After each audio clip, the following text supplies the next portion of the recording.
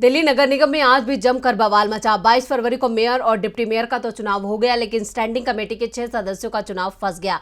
हंगामे के चलते 22 और 23 फरवरी को स्टैंडिंग कमेटी के सदस्यों का चुनाव नहीं हो पाया और आज वोटिंग तो हो गई, लेकिन काउंटिंग में हंगामा मच गया। दिल्ली नगर निगम चुनाव में इस बार जमकर हंगामा चल रहा है।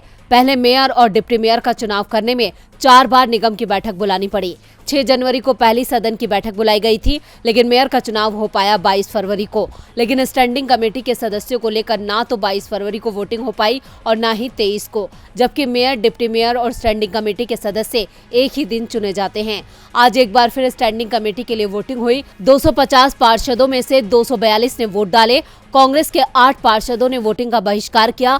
वोटिंग पूरी होने के साथ ही आप की ओर से दावा कर दिया गया कि उसे 138 वोट मिले हैं। राघव चड्ढा ने कहा कि बीजेपी के 5 पार्षदों ने आपके पक्ष में वोटिंग की है, लेकिन बीजेपी ने इस तरह के किसी भी दावे को खारिज कर दिया है। इस बीच स्टैंडिंग कमेटी के चुनाव को हाईकोर्ट में चुनौती भी दी गई है। बीजेपी की ओर से दायर याचिका में चुनाव में धांधली के आरोप लगाए गए हैं।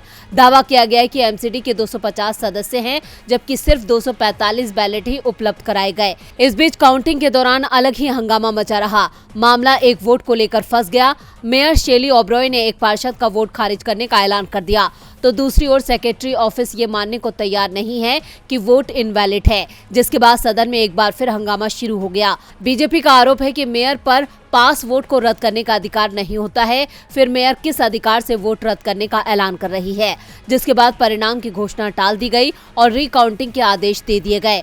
डीबी लाइव की रिपोर्ट।